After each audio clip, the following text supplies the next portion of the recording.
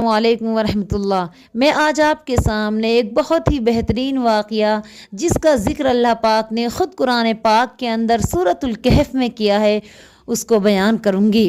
واقعہ حضرت موسیٰ علیہ السلام اور خضر علیہ السلام کا ہے۔ ایک مرتبہ حضرت موسیٰ علیہ السلام لوگوں کے درمیان واعظ و نصیحت کر رہے تھے۔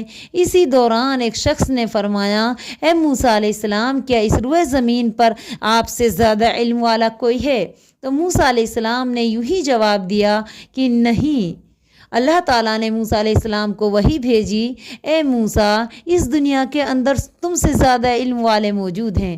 موسیٰ علیہ السلام نے اللہ پاک سے فرمایا، اے میرے پروردگار، میں ان سے ملنا چاہتا ہوں، میں دیکھنا چاہتا ہوں کہ جو مجھ سے زیادہ علم رکھتے ہیں وہ کیسے ہیں۔ اللہ پاک نے ان سے کہا کہ اگر تم جانا چاہتے ہو تو تم ایک مچھلی اپنے تھیلے کے اندر تل کے رکھو، جہاں وہ مچھلی زندہ ہو کے اپنا راستہ بنا کے سمندر میں کود جائے وہیں سے تم ان کے پاس پہنچ جانا۔ موسیٰ علیہ السلام نے اپنا ناشتہ تیار کیا، ایک مچھلی لی، اس کو تل کے اپنے تھیلے کے اندر رکھا، اپنے ساتھ اپنا ایک غلام لیا اور چل دیے۔ چلتے گئے بہت دور نکل گئے۔ آپ نے اپنے غلام سے فرمایا کہ تم دھیان رکھنا، جہاں یہ مچھلی زندہ ہو جائے وہاں تم مجھے آگاہ کر دینا، وہیں سے ہمارا راستہ شروع ہوگا۔ موسیٰ علیہ السلام ایک جگہ تھک کے لیٹ گئے اور ان کی آنکھیں لگ گئی۔ اس کے بعد وہ مچھلی وہاں سمندر کے کنارے زندہ ہو کے سمندر میں کود گئی۔ ان کے نوکر نے سوچا کہ ابھی میں موسیٰ علیہ السلام کو تکلیف نہیں دوں گا، ہاں جب موسیٰ علیہ السلام جاگ جائیں گے تو میں ان کو بتاؤں گا کہ مچھلی زندہ ہو کر چلی گئی ہے۔ جیسے ہی موسیٰ علیہ السلام کی آنکھیں کھلی تو شیطان نے ان کے غلام کو مچھلی کا واقعہ بھلا دیا تھا کہ مچھلی زندہ ہو چکی ہے۔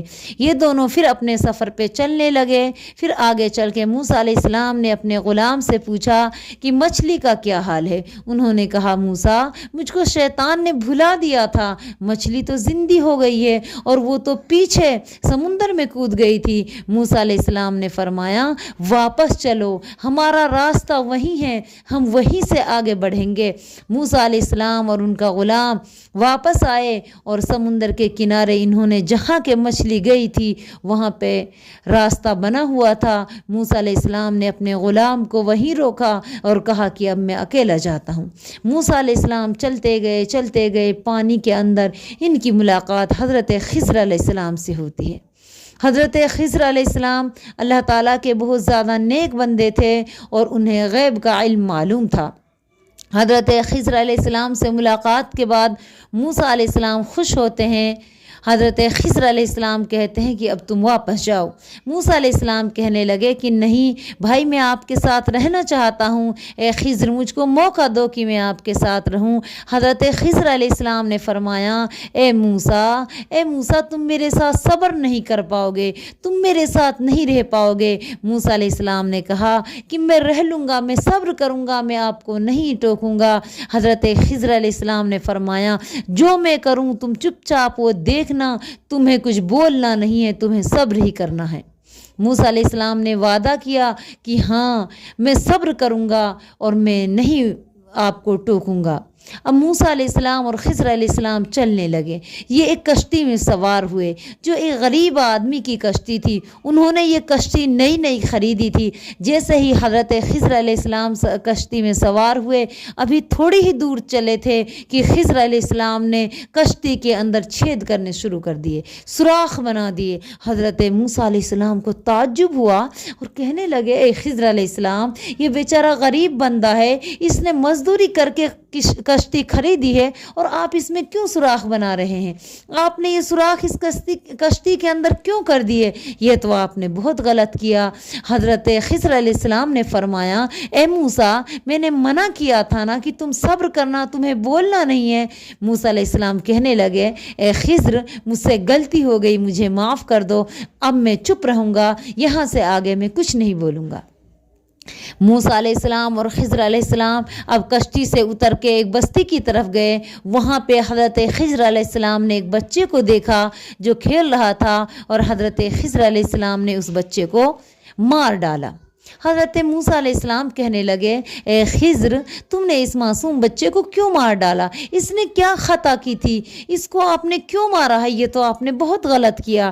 حضرت خضر نے کہا اے موسیٰ میں نے تم کو کہا تھا کہ تم میرے ساتھ صبر نہیں کر پاؤ گے، دیکھو تم صبر نہیں کر پائے، پھر تم نے کہا۔ اب موسیٰ علیہ السلام کہنے لگے اے خضر علیہ السلام مجھ سے غلطی ہو گئی، اب کی بار اور موقع دیجئے، اب اگر میں غلطی کروں تو آپ مجھ کو جدا کر دینا، آپ مجھ کو اپنے ساتھ نہیں رکھنا۔ اب یہ دونوں ایک بستی کی طرف چلے۔ اگلی بستی میں جب یہ پہنچے تو انہوں نے اس بستی میں جا کے کھانا مانگا۔ بستی والوں نے ان کو کھانا دینے سے انکار کر دیا، ان کی مہمان نوازی سے انکار کر دیا، کسی نے ان کو کھانے کے لیے کچھ نہ دیا۔ اب خضر علیہ السلام آگے بڑھے، اسی بستی کے اندر انہوں نے دیکھا کہ ایک دیوار تھی جو گر رہی تھی۔ خضر علیہ السلام نے کہا موسیٰ علیہ السلام آؤ ہم دونوں مل کے دیوار بناتے ہیں۔